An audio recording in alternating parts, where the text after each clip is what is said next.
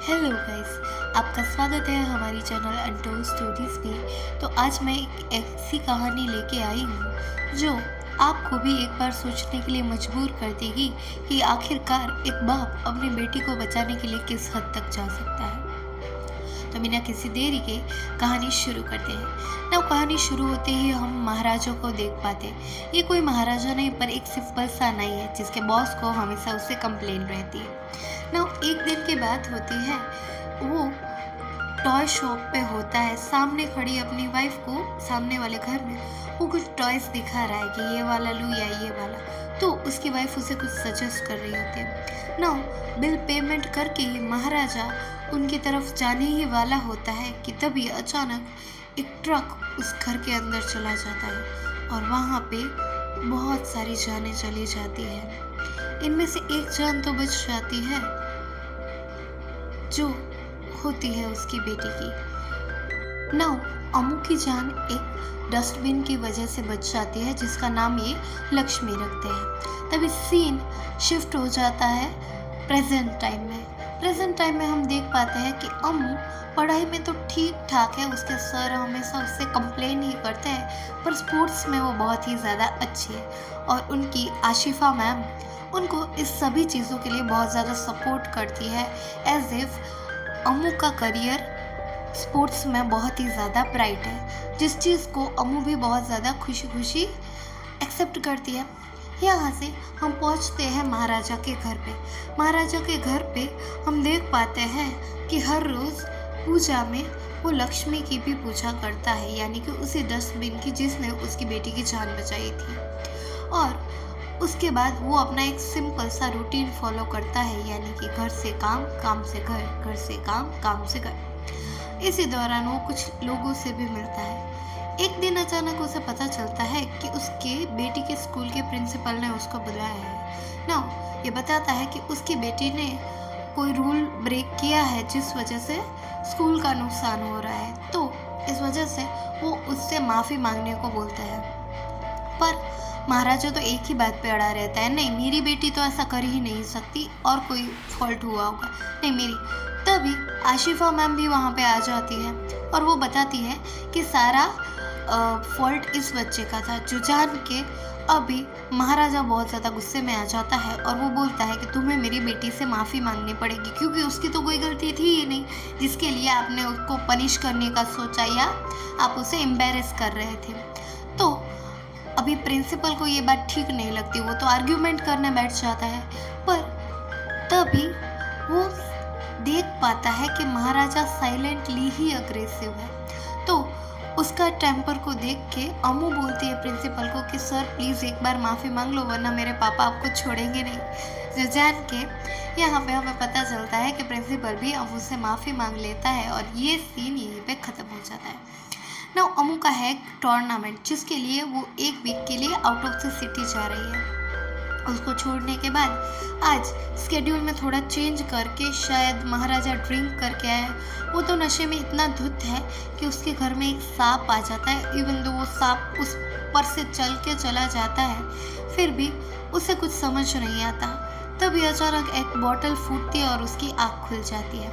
तो दूसरी ओर हम देख पाते हैं कि अगली सुबह एक मोटा सा गेंडा आदमी एक कारखाने में जाता है, कार रिपेयरिंग वाले गैरेज में, जहाँ पे वो लास्ट टाइम जिसने उसकी गाड़ी को सर्विस दिया था उसके बारे में पूछने लगता है। वहाँ के सभी लोगों को मारने लगता है। तभी वहाँ पे एक धना नाम का बंदा आता है, वो बताता है कि हाँ उसी ने उसकी गाड़ी रिपेयर की थी। तभी वो बोलता है कि उसका एक इम्पॉर्टेंट चश्मा उसमें छूट गया था, तो तुम कैसे भी करके मुझे वो चश्मा ला के दो ना। धना यहाँ पे उसे समझाने की कोशिश करता है पर वो उसको मारने लगता है, जिस वजह से धना काफ़ी ज़्यादा गुस्से में आ जाता है। दूसरी तरफ हम देख पाते हैं कि शाम को धना वापस उसी आदमी के पास जाता है, पर इस बार वो उसकी आंखों के सामने ही उसका चश्मा तोड़ देता है और उसे कुत्तों की तरह मारता है। विच मीन्स धना भले ही दिखने में सिंपल हो पर वो एक निहायती गुंडे किस्म का इंसान है। तभी हम देख पाते हैं महाराजा को, जो आज पुलिस स्टेशन आया हुआ है। पुलिस स्टेशन जाते ही वो वहाँ के एक पुलिसमैन को रिपोर्ट लिखवाने की बात करता है। तभी वो भी इस चीज़ के लिए रेडी हो जाता है कि हाँ बोलो क्या कंप्लेन है। तो वो बताता है कि मेरे घर में से मेरी लक्ष्मी चली गई है। तो वो पुलिस वाला भी पूछता है कि लक्ष्मी कौन है? तुम्हारी वाइफ है, तुम्हारी बेटी है, तुम्हारी बहन? पर इस हर क्वेश्चन का आंसर मना करता है महाराजा और उसे बताता है कि लक्ष्मी और कोई नहीं पर उसके घर का डस्टबिन है। और वो उसको फोटो भी दिखाता है कि हाँ, यही मेरी लक्ष्मी है। ना ये जान के पुलिस वाला तो बहुत ही ज़्यादा गुस्से में आ जाता है और वो महाराज एक जोरदार झापड़ मार देता है कि यहाँ पे लोगों के मर्डर हो रहा है, वो केस सॉल्व नहीं हो रहा है और तुझे तेरे डस्टबिन के पड़े। पर यहाँ पे महाराजा उन्हें समझाने की कोशिश करता है, आपके लिए सिर्फ वो एक डस्टबिन है, मेरे लिए वो बहुत ज़्यादा इम्पॉर्टेंट है, तो प्लीज़ कुछ करो। पर पुलिस वाले इस चीज़ के लिए एग्री नहीं होते। वो उसको घसीट के वहाँ से निकालने की कोशिश करते हैं, पर तभी वो यहाँ का एक पिलर पकड़ लेता है और सभी मिलके उसको निकालने की कोशिश करते हैं, पर उसकी पकड़ इतनी ज़्यादा मजबूत होती है कि वो पूरा पोर्शन ही गिर जाता है। यहाँ पे अभी पुलिस वाले महाराजा से बहुत ज़्यादा परेशान हो जाते हैं कि आखिर इस बंदे का करे तो करे क्या। इसी सोच में वो कुछ उलझे पड़े हैं। तभी हम देख पाते हैं दूसरे पुलिस वाले को जो यहाँ पे क्राइम पैरोडी करवा रहा है। हाँ, यानी कि जो भी क्राइम हुआ है वो उस चोर को बुलाता है और पूरा सीन रिक्रिएट करने को बोलता है। रिक्रिएशन के बाद वो जो भी मतलब कि जिनके घर से सामान चोरी हुआ है उनको वो चीज़ें लौटाने की क्लियरेंस भी देता है। पर यहाँ पे वो एक स्कीम बेचता है लोगों को। ये निहायती करप्ट ही है पुलिस वाला। तो वो गहने और जेवर तो दे देता है और फिर जब वो चेक करते हैं तो उन्हें पता लगता है कि ये तो गलत है। तो उसको सही करने के लिए वो उन लोगों से पैसे ले लेता है फिर से, ताकि वो उन्हें सही चीज़ लौटाए। मिला जुला के वो अपना पेट पालने की कोशिश करता है। नव ये जब पुलिस स्टेशन में आता है, पुलिस स्टेशन की हालत देख के उसे लगता है क्या इधर कोई भूकंप आया था, तो नहीं। तभी वो वहाँ पे सभी महाराजा को दिखाते हैं कि इसी बंदे ने ये भूकंप लाया है ना। महाराजा उसी पुलिस वाले के पास जाता है और उसको अपनी पूरी स्टोरी बताता है कि आखिरकार क्यों, कैसे और वो यहाँ पे कर क्या रहा है। उसे अपना डस्टबिन चाहिए किसी भी कॉस्ट पे। तो ये सभी गुस्सा हो जाते हैं और मिलके महाराजा को बाहर निकाल देते हैं। यहाँ पे भी महाराजा पकड़ने की कोशिश करता है पर उसके हाथ कुछ नहीं आता और सभी मिलके उसको पुलिस स्टेशन के बाहर फेंक देते हैं। नाउ यहाँ पे महाराजा अपनी फाइनल टैक्टिक यूज़ करता है। वो फटाक से पुलिस स्टेशन के अंदर आता है और उनको बताता है कि वो 5 लाख रुपए देने के लिए रेडी है, बस वो उसको उसका डस्टबिन वापस कर दे। तो पुलिस वाले भी रेडी हो जाते हैं इस चीज़ के लिए और इस चीज़ की जांच पड़ताल करना शुरू कर देते हैं। ना इन पुलिस वालों को ऐसा मानना था कि कोई डस्टबिन के लिए तो ये सब नहीं करेगा, ज़रूर उसमें कोई दूसरी चीज़ होगी जिस वजह से ये सब कर रहा है। तभी हम देख पाते हैं कि बीच बीच में जो महाराजा है वो अपनी बेटी से बात करता रहता है और ये पुलिस वाले ये प्लान करते रहते हैं कि वो कैसे भी करके उसका डस्टबिन ला के देंगे और उससे ज़्यादा से ज़्यादा पैसे ऐंठ लेंगे ना। महाराजा उन्हें बताता है कि उसे पैसों से कोई इश्यू नहीं। तभी हम दूसरी ओर सेल्वा को देख पाते हैं। सेल्वा एक चोर है, आज भी वो एक घर में चोरी करने के लिए आया है और यहाँ के रेसिडेंट्स को इन्होंने बंदी बना लिया है और उनका पूरा घर साफ करके वहीं पे वो खाना खा रहा है। खाना खाते खाते उनकी जान बख्शने के लिए उनके पास रहे हुए हर एक पैसे, हर एक गहने की वो इन्फॉर्मेशन लेता है और इतना सब होने के बावजूद वो उसकी बेटी के साथ गलत करके यहाँ से निकल जाता है। इधर से वो तुरंत जाता है अपने घर, अपनी बेटी से वो मिलता है और वहाँ से एक चोरी के सामान में से एक टॉय अपनी बेटी को गिफ्ट करता है। उसे देख के समझ आता है कि वो अपनी बेटी से बहुत ज़्यादा प्यार करता है। तभी हम उस डस्टबिन को भी सेल्वा के घर में देख पाते हैं।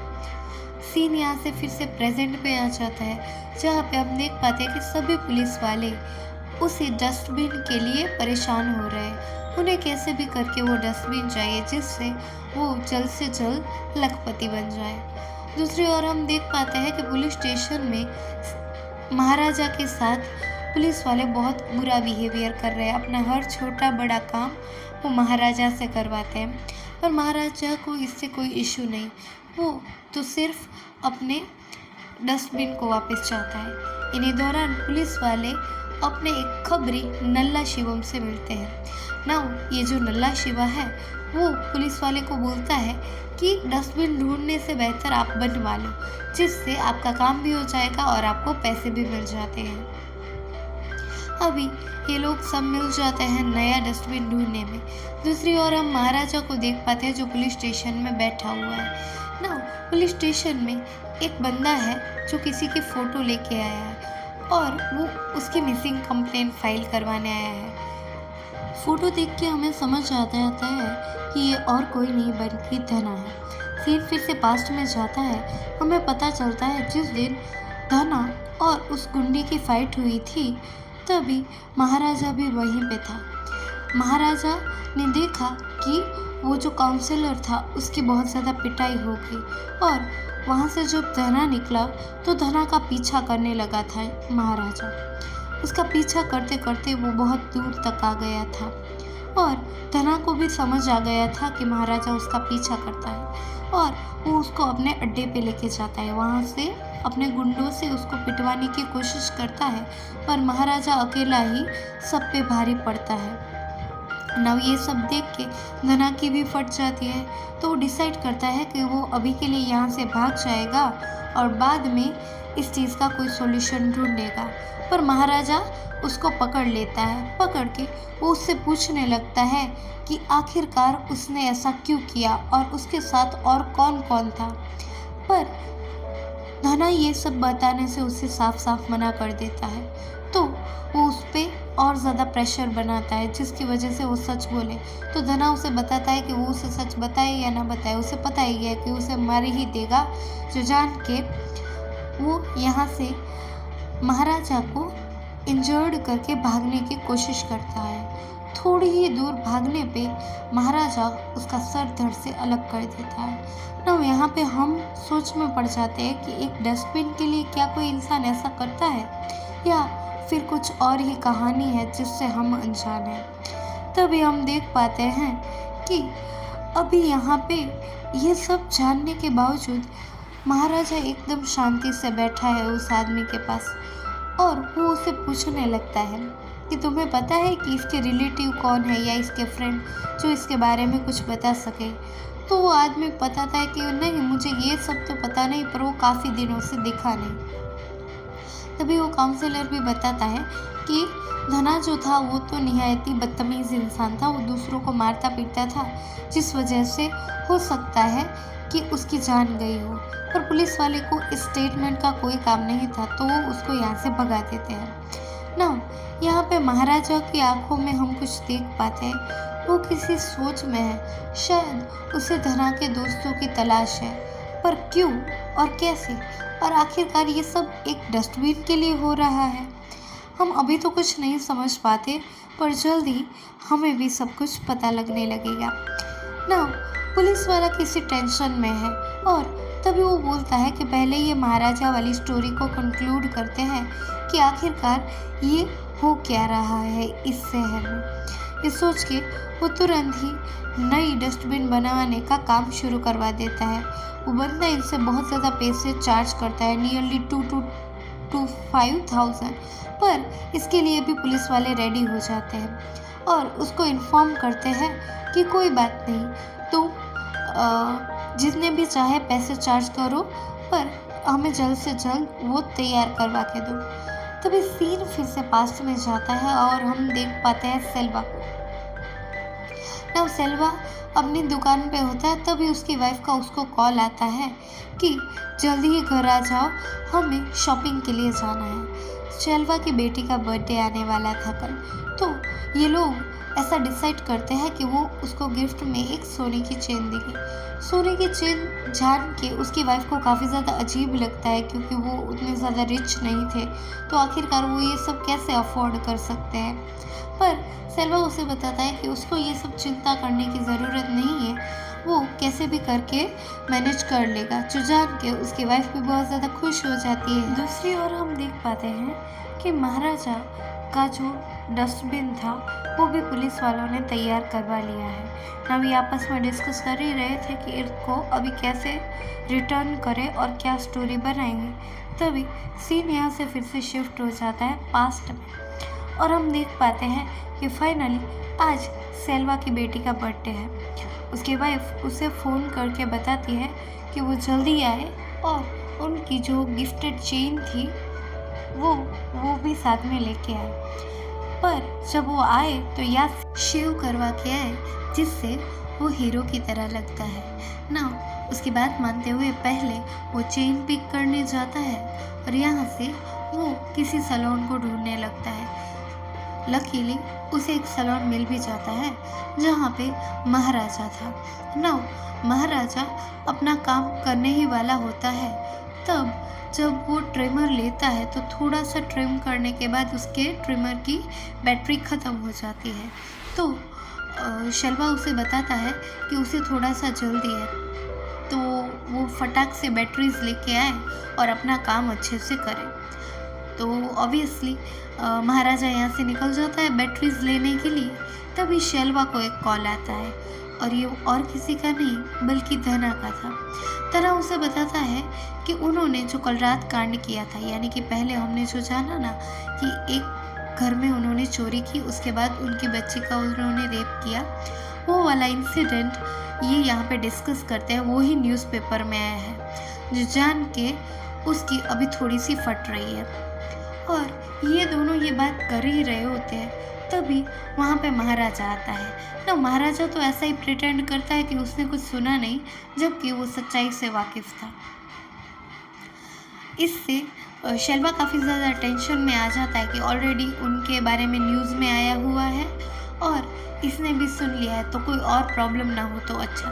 पर महाराजा के एक्सप्रेशन को देख के उसे ऐसा ही लगता है कि शायद उसे कुछ पता ना होगा। ये जान के महाराजा फटाफट शल्वा की ट्रिमिंग कर देता है और उसके बाद शल्वा यहाँ से निकल जाता है। शल्वा जाता है अपने घर, जहाँ पे उसकी बेटी और उसकी वाइफ उसका इंतज़ार कर रहे हैं ना। ये रेडी ही हो जाते हैं, तभी शल्वा को याद आता है कि वो जो उसकी चेन थी वो वही पार्लर में भूल गया है, तो उसे फिर से सैलून जाना पड़ेगा ना। अगर उसने वापस नहीं किया तो यही सोच में वो घिरा हुआ था। तभी हम देख पाते हैं महाराजा को, जो कहता है कि उस इंसान की बेटी का बर्थडे है, तो हमें ये जल्दी ही रिटर्न करने के लिए जाना चाहिए। तो हम देख पाते हैं कि महाराजा जब शल्वा के घर की ओर बढ़ता है, तब उसी के साथ पीछे कुछ पुलिस वाले आते हैं जिनको इसके बारे में पता चल गया था। तो वो आते ही शल्वा को कुत्तों की तरह मारना शुरू कर देते हैं कि तुम किस टाइप के इंसान हो। अब ये देख के शल्वा की वाइफ तो बहुत ज़्यादा दुखी हो जाती है, थोड़ा सा ड्रामा भी करने लगती है कि आखिरकार वो इसके पति के साथ ऐसा कैसे कर सकते हैं। उसका पति एक अच्छा इंसान है, वो तो एक सिंपली दुकान ही चलाता है। पर शल्वा का चेहरा कुछ और कह रहा था। उल्टा उसका एक साथी जो यहाँ पे नाटक कर रहा था, यहाँ से भागने की कोशिश कर रहा था, उसको तो पुलिस वाले वहीं पे मार देते हैं, जिसे देख के शल्वा का खून ठंडा हो जाता है और वो एक्सेप्ट कर लेता है कि उसने ये क्राइम किया था। तभी शल्वा की वाइफ एक गहरे सदमे में चली जाती है और वो उससे बहुत दूर चली जाती है। तभी शल्वा पीछे मुड़कर उनकी बुलाने की कोशिश करता है, तो उसकी वाइफ नहीं कहती है कि नहीं, तुम मेरी बच्ची को देखो और छुओ भी मत, तुम बहुत ही गंदे इंसान हो। जो जान के शल्वा को बहुत ही ज़्यादा दुख होता है कि उसकी अपनी वाइफ और उसकी बेटी उसके साथ ऐसा कैसे कर सकती है। शायद उसे वो काम नहीं करना चाहिए था, या फिर उसकी वाइफ गलत है। इसी दुख में वो यहाँ से निकलता है और निकलते टाइम वो महाराजा को देखता है। उसकी आंखों में उसके लिए साफ नफरत दिखती है और महाराजा भी इधर खामोशी से निकल जाता है। तभी उसकी बेटी उसे कॉल करके बताती है कि वो जल्दी वहाँ पे वापस आने वाली है, तो उसका पसंदीदा शूज़ वो याद से लेके आए। महाराजा भी अपनी बेटी की विश कंप्लीट ही करना चाहता है, तो वो तुरंत ही वहाँ से शूज़ लेने के लिए निकल जाता है।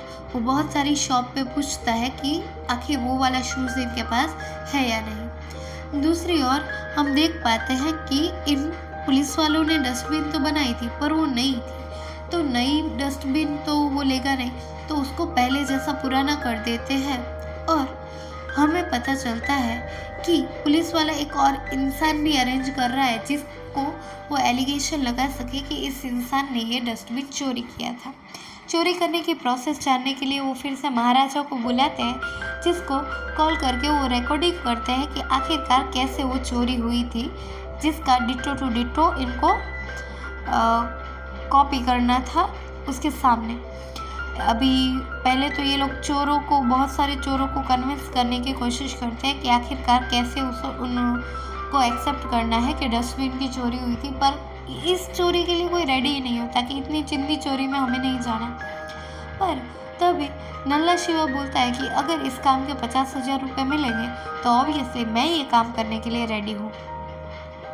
तो ये लोग डिसाइड करते हैं कि नल्ला शिवा को ये वही चोर बनाएंगे और उसके महाराजा के सामने लेके जाएंगे और उसका क्राइम कन्फेस करवाएंगे। और यहाँ पे हमें सच्चाई का पता चलता है कि आखिरकार उस रात हुआ क्या था। महाराजा अपनी स्टोरी बताते हुए कहता है कि उस रात वो, यानी कि उसकी बेटी देर घर से आई। उसने उनकी परफेक्ट प्लेस पर से घर की चाबी ली और दरवाज़ा खोला।